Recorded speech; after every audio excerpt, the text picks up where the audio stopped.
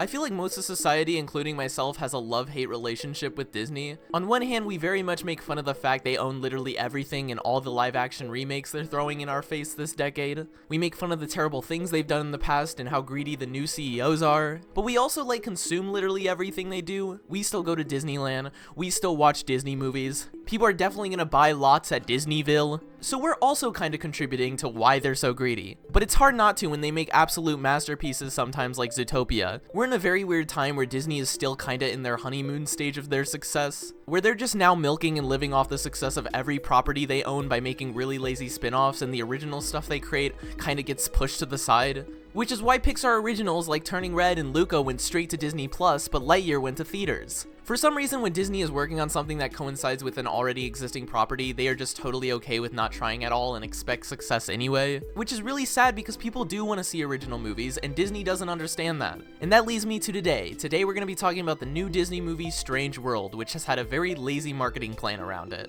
And that's not to say we haven't gotten any trailers or promotion for this movie. I'm sure one of you has seen a billboard somewhere, but it doesn't feel as pushed as some of their recent Disney movies. I've heard more about Frozen 3 than this movie, and Frozen 3 doesn't even exist yet. I also feel the trailers they've put out for Strange World have been very awkward and basic. There's nothing really separating this movie based on the trailers from any other adventure movie where they see a new world. And they also reveal that the explorer's dad is still alive halfway in the first trailer. I still don't know if that was on purpose. I feel like that would be something to hide for the movie. I feel like that's a huge plot point to reveal. Okay guys, never mind. If they didn't reveal him, then they would have no footage. He's in every scene. There's also this ongoing fourth wall break joke in this movie that this little guy is really marketable, which is funny if this guy was actually marketable. He's literally not. This is literally just a stress ball. Who would want a plush of this undistinguishable character? Bad joke, Disney, bad joke! I did end up seeing this movie in theaters, however. I recorded that intro before the fact. Those were kind of my expectations and me judging the book by its cover, so now I'm gonna get into what I actually think about this movie after watching it. But before we do that, I want to thank my sponsor, the subscribe button. Make sure to subscribe, guys. The movie starts off with this introduction to the main characters and the father and son bond of our two main characters, Jaeger Clade and Searcher Clade. Wow, really creative names. Amazing job, Disney. I wish we got to spend more time in this snowy environment, because oh my god, did it look so good on the big screen. You should see this movie solely for the opening animation. I was definitely expecting a very rushed first act to this movie, considering we didn't get many clips of the introduction in any of the trailers. And I was kinda right on that, except I do feel it's pretty nicely paced leading up to the mission. We get to see the gardening world of Searcher, the personality of his son Ethan, who I actually found really likable. None of the personalities or designs of these characters really stand out, but they're not annoying or irritating, so it's whatever. I have never seen a more accurate tweet. This tweet made me realize my problem with this movie. Why do I feel like they couldn't decide which style they were gonna choose for this movie? It almost feels like every character in this movie is from a different movie and they just copy and pasted it to this one. This is the most dude-looking dude I have ever seen in my life. I would have loved if they built the characters a tiny bit more before we got to the mission. For some reason, for a good chunk of this movie, the characters are solely built on one-liners. The dialogue is more awkward than Stranger Things 4. You brought the dog? You know, the comedy really is appealing to a wide audience, like middle-aged moms and no one else. Around the time the mission started, the theater screen just completely paused. They were already having an issue with the screen freezing every 3 minutes during the advertisements. It was this whole fiasco where this lady told us we should go to another screening, but then another lady said that we didn't have to and that they were fixing it, so we sat back down, and then that same lady came back in yeah, never mind, the screens just suck. But in the end, we got free tickets that I can now use for the Mario movie, so yeah! Thankfully, there was another screening near us of Strange World, and I got to watch the entire introduction again. Okay, now it's time for the part of the video where I get a little meaner. Because as much as I thought this movie was a little better than I was expecting, there's still a lot of problems with this movie that are hard to ignore. I mean, besides the terrible marketing around this movie. You know, this world we live in today is a pretty strange world too. Who is Splat, and what makes it such? Splat is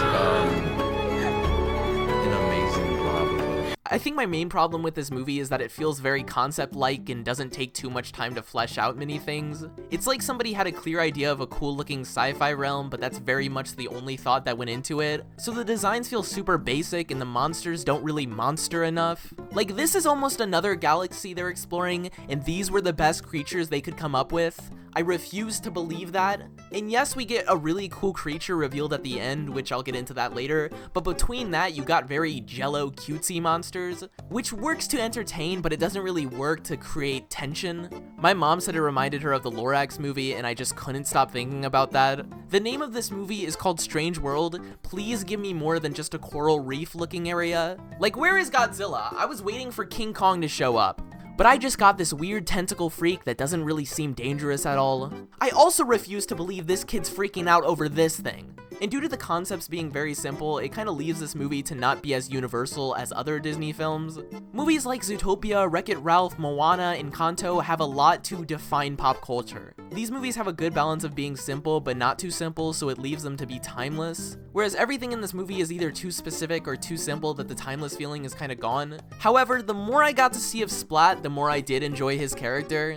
He's cute, I will admit it. He's like a little slapstick toy you get at Chuck E. Cheese. He's kind of fun. I did want to hug him. But he's nowhere as memorable as other Disney sidekicks. Obviously, all these sidekicks fill the same role of being very merchandisable, but I don't know, I feel like other Disney sidekicks, even Forky, have been more memorable than Splat. I do surprisingly have some good things to say about this movie, which yes, that kind of contradicts my bad things, but most of my opinions on movies are very much pros and cons. I mean, granted, a lot less than this movie, but some of the world building in Coco is kind of confusing, and the Lego movie didn't have enough Benny. The emotional moments for this movie came from the dad and the son learning to respect each other but not force anything onto the other, which was really well executed, and they showed the hypocrisy of Searcher in the best way possible. Unlike some Disney movies, this actually didn't feel too forced, which was relieving. I was definitely waiting for them to push the sadness to a fake extent that wouldn't fit with this movie at all. However, for being an adventure story, there are a lot more emotional bits than there should be. This guy hated his dad because his dad wanted him to be exactly like him, and Searcher didn't want that, and to see him doing that exact same thing was so honest and amazing. And then he realizes what he's doing is also wrong, and I like that. It was truthful. Disney really has something with generational trauma, because I think this is like the third movie with that conflict, and it gets me tearing up every time. I do feel like they could have built the messages so much more. Like with Ethan wanting to be an explorer instead of a farmer. There's not many moments where it indicates that Ethan cares that much for exploring. He's not like checking out the plants and thinking about the science of it all like he's young Sheldon. Heck, there's more moments of Searcher Clade exploring than Ethan. The final act of this movie is really interesting and takes quite a huge detour for a Disney movie. I'm able to predict everything that's gonna happen 10 minutes before every Disney movie, so this was just a breath of fresh air. I do feel like the creators of this movie weren't that confident with these twists, and there are some weird pacing choices, but it's pretty easy to ignore. I've seen people say that this film feels like it was rewritten many times, and I didn't notice that too much. There isn't a clear adventure going on, and the mission is really hard to get into, but I don't feel like they had trouble with the script. I feel like it was the opposite, where they had too easy of a time making the script, where it feels very basic and unpolished. But we won't get into that too much. The movie takes a new twist where the whole mission and the reason they went to this strange world is completely flipped on its side, which happened so fast I was just trying to pick up the pieces and understand everything. And like, that was kind of on my part because I was not fully immersed when they realized they had to actually stop getting rid of the crops and actually help the crops. They do insert a quick twist villain with this lady, but it's almost like they forgot she was the villain because they're just completely fine with her 5 minutes later. Also, this dude has a moment with the Clades where the Clades realize they have to turn the ship around and help the plants, and this dude's all like, "It's all yours, I can't fly this anyway." Which I was assuming he was okay with their plan. He was obviously not a twist villain. But then like 5 seconds later, he's with the president planning to break the door down. My brother in Christ, you're the one who gave them the wheel and then left the room. You are creating the problems for your own self. The movie then ends with the moral that sometimes you have to fix your mistakes and sometimes the right thing doesn't always end up being the right thing. Which I'm okay with. It's not too cheesy, I guess. I really like that they introduced that huge turtle. The ending to this movie has so many parallels to Moana, it's almost uncoincidental. Moana is obviously superior though. And that's kind of where my thoughts on this movie kind of end. I was dreading making this video because I thought this was going to be another Lightyear situation where I had absolutely no thoughts on it. Except for like, yeah, that was a movie. Not too memorable, but not too terrible, I guess. And like, those opinions are pretty similar to my opinions for this movie, except this movie did give me some thoughts. It's also a lot less boring than Lightyear. And I also made my mom watch it with me so I can make this video, so here I am. Right as I was recording this review, Bob Chapek was fired and Bob Iger was put back on, which is absolutely insanely good news. and that also means we might start seeing some actual proper promotion for the next animated movies.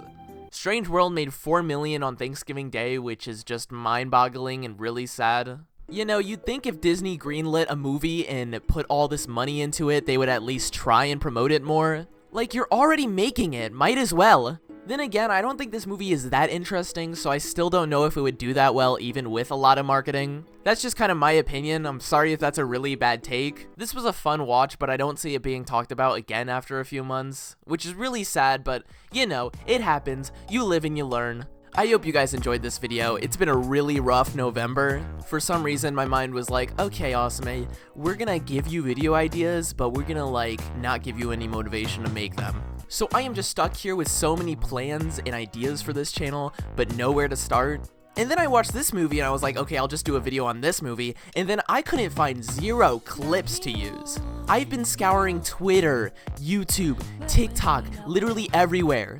As you guys could see, I started recreating scenes in MS Paint, so that worked out amazing. I can't thank you guys enough for the support on like my shorts channel, on this channel, everywhere. You guys are just amazing. And what's even cooler is that I'm really liking making these videos. There's definitely been times where I'm like ready to stop and quit and I'm getting bored of it, but no, like this is something I really love making and I appreciate you guys supporting. I'm sorry if that's sappy, I just wanted to get that out. It's December, we all get a little emotional during this time. Stay safe, stay warm, and stay awesome. I just got chills.